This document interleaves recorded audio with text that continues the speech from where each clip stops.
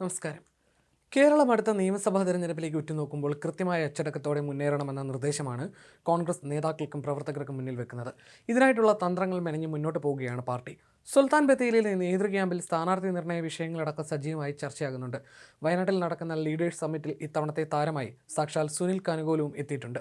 വെറും ഉപദേശകനായിട്ടല്ല, ജയസാധ്യതയുള്ള സ്ഥാനാർത്ഥികളെ കണ്ടെത്താനുള്ള റിപ്പോർട്ട് കാർഡുമായിട്ടാണ് കനുകൂലി ക്യാമ്പിലെത്തിയിരിക്കുന്നത്. ഗ്രൂപ്പ് നോക്കിയും ഇഷ്ടം നോക്കിയും സീറ്റ് വീതം വെക്കുന്ന പഴയ രീതി ഇനി നടക്കില്ലെന്ന കർശന മുന്നറിയിപ്പാണ് ഹൈക്കമാൻഡ് നൽകുന്നത്. കനകോല് മണ്ഡലത്തിൽ സർവേ നടത്തി വിജയസാധ്യതയുള്ള ഘടകങ്ങളും സ്ഥാനാർത്ഥികളെയും കുറിച്ച് പഠിച്ചു കഴിഞ്ഞു. ഇതോടെ സ്വയം പ്രഖ്യാപിച്ച് സ്ഥാനാർത്ഥിയാകാൻ ഇറങ്ങിയ നേതാക്കളുടെ കളികൾ ഇക്കുറി നടക്കില്ല. ലോക്സഭാ തെരഞ്ഞെടുപ്പിൽ കോൺഗ്രസിനെ കൈപിടിച്ചുയർത്തിയ സുനിൽ കനുകൂല് തന്നെയാണ് നിയമസഭാ തെരഞ്ഞെടുപ്പിന്റെ ബ്ലൂ പ്രിന്റും തയ്യാറാക്കുന്നത്. 93 സീറ്റുകളിൽ മത്സരിക്കാനൊരുങ്ങുന്ന കോൺഗ്രസ് അതിൽ 70 സീറ്റുകളിലെങ്കിലും വിജയം ഉറപ്പാക്കണമെന്നാണ് കനുകൂല് നൽകിയിരിക്കുന്ന നിർദ്ദേശം. ഇതിനായി ഓരോ മണ്ഡലത്തിലും നടത്തിയ രഹസ്യ സർവേയുടെ അടിസ്ഥാനത്തിലാകും സ്ഥാനാർത്ഥി നിർണയം. 2 ദിവസത്തെ ക്യാമ്പിൽ KPCC ഭാരവാഹികളും മുൻ ഭാരവാഹികളും MLA മാരും MP മാരും അടക്കം 158 പേരാണ് പങ്കെടുക്കുന്നത്.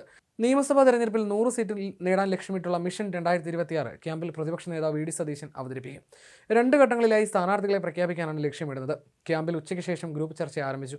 3 മേഖലകളിലായി തിരിഞ്ഞാണ് ചർച്ച നടക്കുന്നത്. ചർച്ചയിൽ തദ്ദേശ തെരഞ്ഞെടുപ്പ് ഫലം അവലോകനം ചെയ്യും.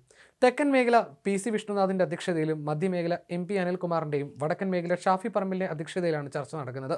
ക്യാമ്പ് രാവിലെ AICC general secretary KC Venugopal ഉദ്ഘാടനം ചെയ്തു. കോൺഗ്രസിന് മുന്നിലുള്ളത് 100 സീറ്റിലെ വിജയം എന്ന ഒറ്റ വഴി മാത്രമാണെന്നും ആരും സ്വയം പ്രഖ്യാപിത സ്ഥാനാർത്ഥിയാകരുതെന്നും KC പറഞ്ഞു.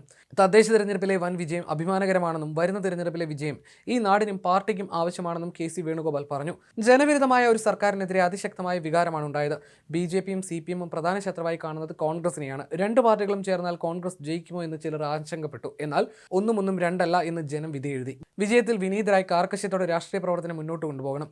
2 പാർട്ടികളും കോൺഗ്രസിലെ അഭിപ്രായ വ്യത്യാസത്തിലൂടെ കച്ചിത്തുരുമ്പ് തേടുകയാണ്. പിണറായിയേക്കാൾ ശക്തരായ 10 നേതാക്കളെങ്കിലും കോൺഗ്രസിലുണ്ട്. സാധാരണ പ്രവർത്തകരെ നിരാശരാക്കുന്ന ഒന്നും ഉണ്ടാകാൻ പാടില്ല.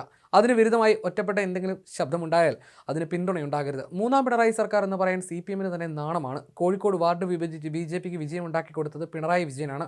നേതാക്കളുടെ താല്പര്യങ്ങൾ സംരക്ഷിക്കാൻ കൂട്ടുകെട്ടുണ്ടാക്കി 2 പാർട്ടികളും അണികളെ ചതിച്ചു. വ്യക്തിപരമായി പ്രശ്നങ്ങൾ ഉന്നയിക്കാൻ ക്യാമ്പ് വീതി ആകരുതെന്നും തെരഞ്ഞെടുപ്പ് വിജയം മാത്രം ആകണം ലക്ഷ്യമെന്നും KC വേണുഗോപാൽ പറഞ്ഞു. മുല്ലപ്പള്ളി രാമചന്ദ്രനെയും VM സുധീരനെയും പോലുള്ള മുതിർന്ന നേതാക്കളെ വീണ്ടും അങ്കത്തട്ടിലിറക്കാൻ ഹൈക്കമാൻഡ് ആലോചിക്കുന്നുണ്ട്. എന്നാൽ താൻ മത്സരത്തിനില്ലെന്ന് സുധീരൻ ഫേസ്ബുക്കിലൂടെ പരസ്യമായി വ്യക്തമാക്കി കഴിഞ്ഞു. മുല്ലപ്പള്ളിയുടെ കാര്യത്തിൽ പ്രാദേശികമായ എതിർപ്പുകളും ഉയരുന്നുണ്ട്. എന്നിരുന്നാലും വിന്നബിലിറ്റി മാത്രമാകും ഏക മാനദണ്ഡമെന്ന് നേതാക്കൾ ആവർത്തിക്കുന്നു.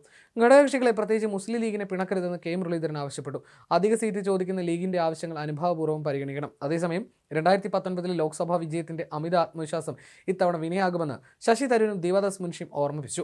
വയനാട്ടിലെ തണുപ്പിലും കോൺഗ്രസ് ക്യാമ്പ് ചൂടുപിടിക്കുകയാണ്. ഗ്രൂപ്പ് മാനദണ്ഡങ്ങൾ മാറ്റിവെച്ച് റോബോട്ടിക് കൃത്യതയോടെ സീറ്റ് വിഭജനം നടത്താനാണ് മിഷൻ 2026 ലക്ഷ്യമിടുന്നത്.